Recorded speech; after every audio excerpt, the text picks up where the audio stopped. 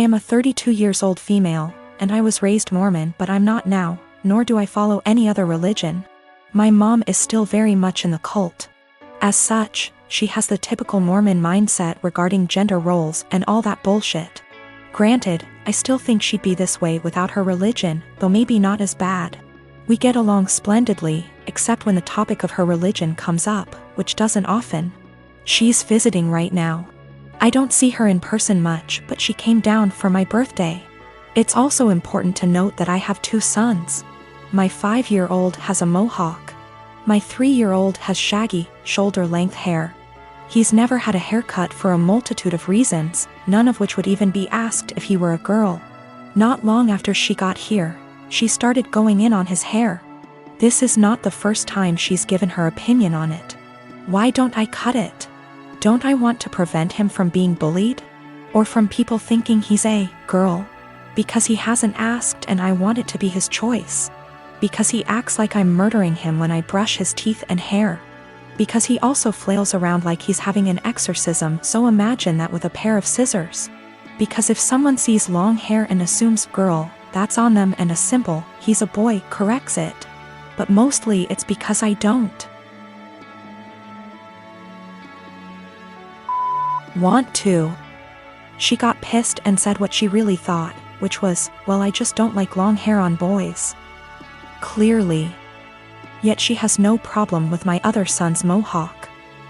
Guess that's boyish enough for her. And she said it in front of both my sons, which pissed me off. I said the first thing which came to my head, which was, if you have a problem with long hair on boys, I suggest you take it up with your Lord and Savior Jesus Christ. You can start by asking him to get a haircut. Call John the barber. Bruh. If looks could kill, I'd be in outer darkness right now.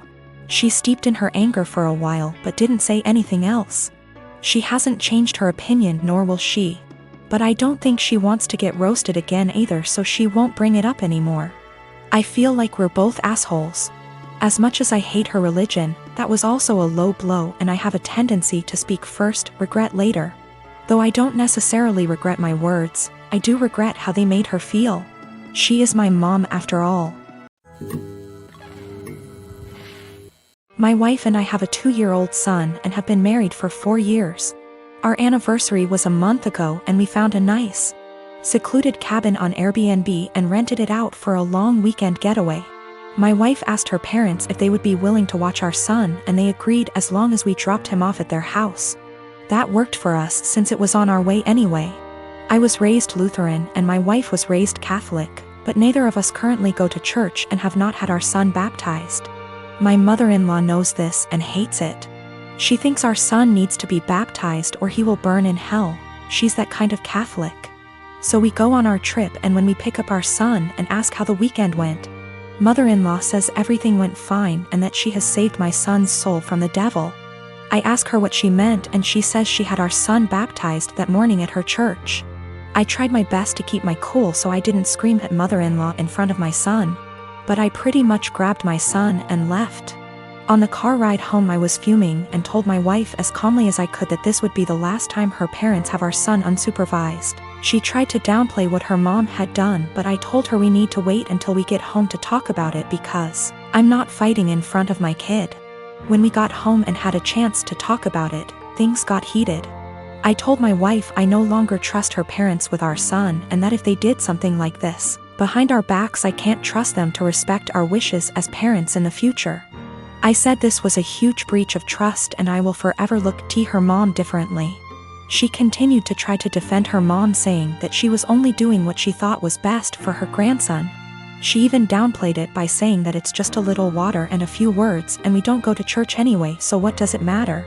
I told her that under no circumstances will I allow her parents to watch our son by themselves again. I said that we can still let them see their grandson, but only if we are present. I also said that if she doesn't see what the big deal is with this situation, that maybe we aren't on the same page as parents and maybe we need to see a counselor. She started crying and said that this isn't the kind of decision I get to make on my own, and I'm an asshole for trying to tell her what kind of relationship her parents can have with our son. I told her that I no longer have any trust or respect for her parents and that I don't know if there's anything they can do to repair that. I told her what her parents did was unforgivable in my eyes and they put themselves in this position to lose privileges with our son. She's been trying to convince me to change my mind for the last month, but I'm not budging. To me, this is a hill I'm willing to die on. My husband just got promoted to shift manager 3 weeks ago. This meant that his 10 a.m. to 6 p.m. shift has now been switched 4 a.m. to noon. He isn't a morning person at all, so most mornings he will start huffing and puffing as soon as his alarm goes off, and he will instantly turn on our light and very loudly start looking for his work clothes. Have asked him several times to put clothes out the night before and he has yet to do so. I have also asked him to not turn the light on or be super loud. After all, when I worked at 5 a.m. I made sure to be respectful of him sleeping. So yesterday morning when he got up at 3 a.m. and flipped on the light, I grabbed my stuff and went to the guest room. He came in and asked what I was doing. I told him that since he didn't respect me sleeping at all, that I would be staying in the guest room from now on. He made a comment about the light will only be on for 5 freaking minutes. Which is not true. He turns the light on, finds himself clothes and then goes to take a shower without turning the light off. If I turn the light off, he will come back into the room after the shower and turn it on again to grab his socks and put on his shoes. Which also pisses me off because shoes stay in the kitchen by the door and there's no reason he can't put them on at the table. Anyways, instead of understanding, he just got angry. Mainly because he is not a morning person and he doesn't like dealing with anything in the AM. So, while he was at work yesterday, I moved all my stuff into the guest room. Last night he practically begged me to sleep in the bedroom and promised to let me sleep. Well, this morning he flips on the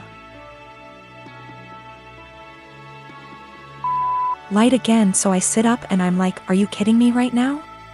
And he says, I'm being quiet. As if that was the only issue.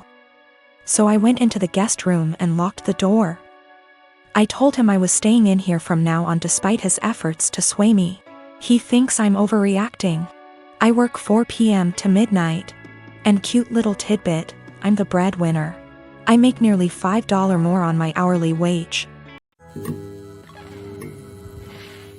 I am living with my family. It's me, a 15-year-old girl, my twin brothers who are 17, and my parents. My dad cusses a lot, and so do my older brothers.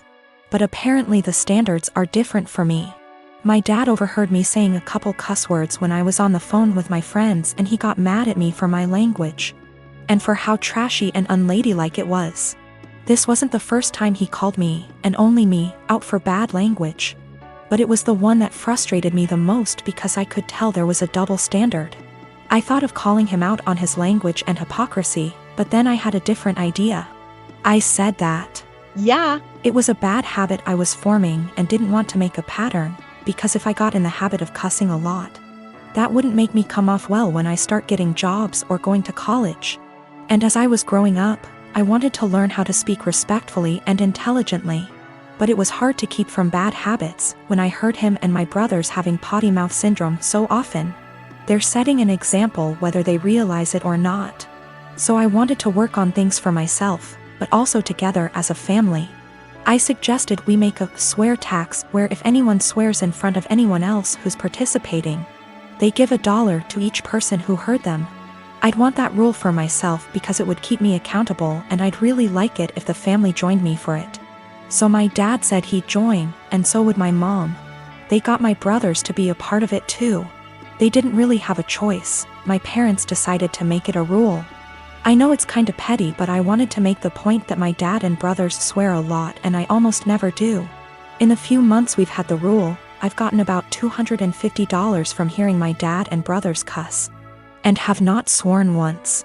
It's kinda making my brothers angry because they often cuss when they're mad, and I ask them for money, so they get madder and cuss more. So I get more money until they shut up. My dad actually got mad at me too. He was having some drinks, calling his brother and talking. And I came over after and asked for $18. He actually said he wouldn't give me that much, and there should be a cutoff. He gave me $5, which sends a weird message. Like swearing is bad, unless you want to swear a lot, then it's cool.